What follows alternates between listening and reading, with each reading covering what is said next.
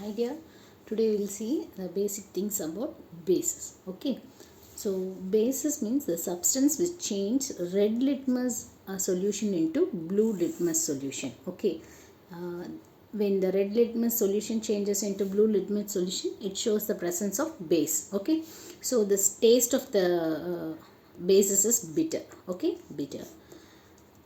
And when it reacts with water, it gives hydroxide ions, OH minus ions in aqueous solution, that is your water. Okay, so these all these things indicates that this is a base. Okay, next, these bases are mainly classified as soluble and insoluble, and so we don't want to go in depth into that. And we know what is strong bases and weak bases. Okay, based on the dissociation, complete, whether it is completely dissociated or partially dissociated, it is classified into strong and weak basic weak bases. Okay, so we'll straight away go to the chemical properties of bases. Chemical properties of bases.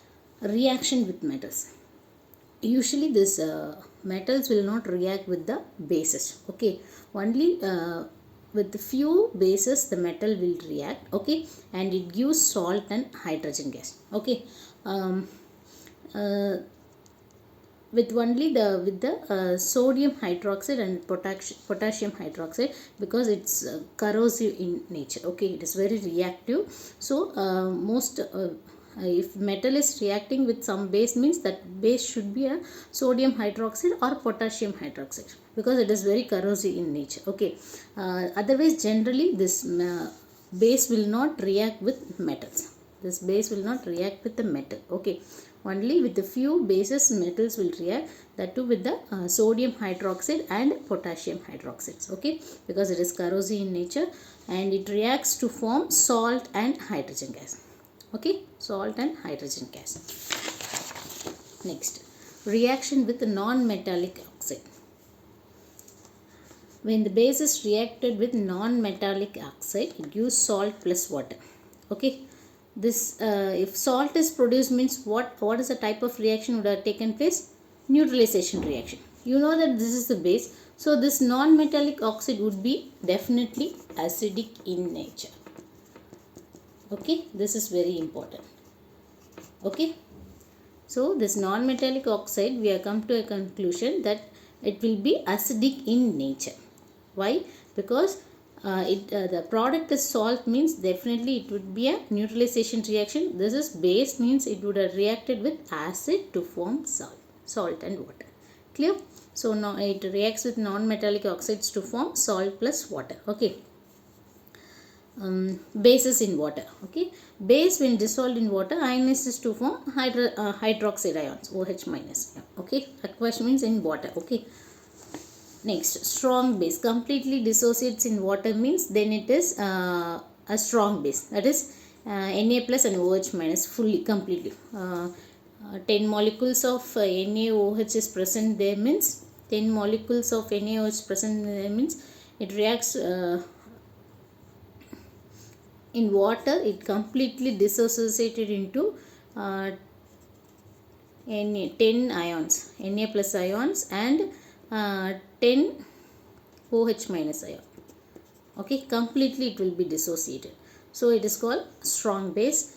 And some of the strong bases, sodium hydroxide and potassium hydroxide. Next, weak base means partially dissociated in water. Okay, so one of the weak bases, ammonium hydroxide. Okay, so it is not fully ionized. Okay, and we'll see some of the reactions with the bases. We have seen only with the metals, sodium hydroxide and potassium hydroxide metals will react.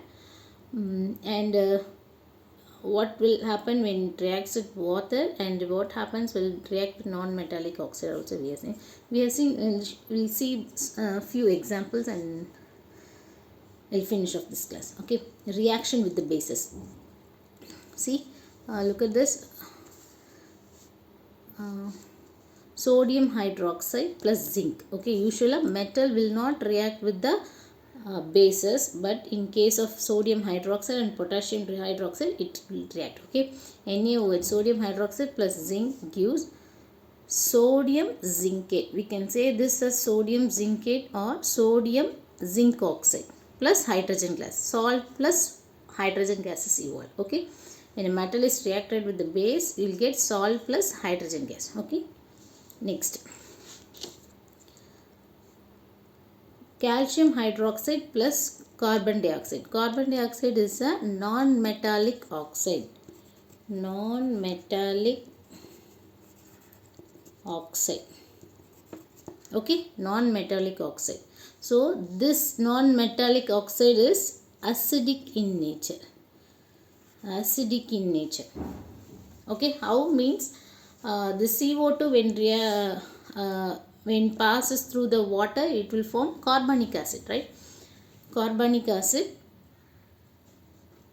So it produces H plus ion. So it is acidic in nature. This is base. So you will get a salt, calcium carbonate plus water. Okay.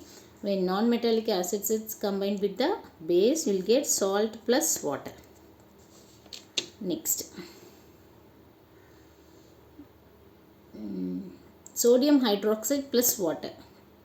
When hydroxide is mixed in dissolved in water, you will get it is fully ionized into Na plus and OH minus ion. Okay. Next, sodium hydroxide plus non-metallic oxide. So you will get sodium carbonate, salt plus water, sodium carbonate plus water. And potassium hydroxide reacts with metal. Base plus metal gives salt plus hydrogen gas. This you can say call it as potassium zincate or potassium zinc oxide plus hydrogen gas will be evolved. Okay. So what we learned in this part is usually the metal will not react with the bases but only with the reactive bases, that is corrosive, highly corrosive in nature bases like sodium hydroxide and potassium hydroxide. Metals will react and produce salt plus hydrogen gas. Okay. When it reacts with non-metallic oxide, it produces salt plus water. Okay. These non-metallic oxides are acidic in nature. Okay. Okay.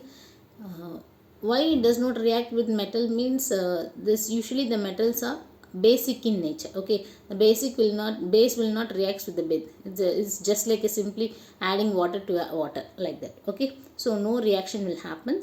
So usually it will not react. Only with a few bases it will react, that is highly corrosive bases like NaOH and KOH, metal will react. Okay, that's all with this. Thank you.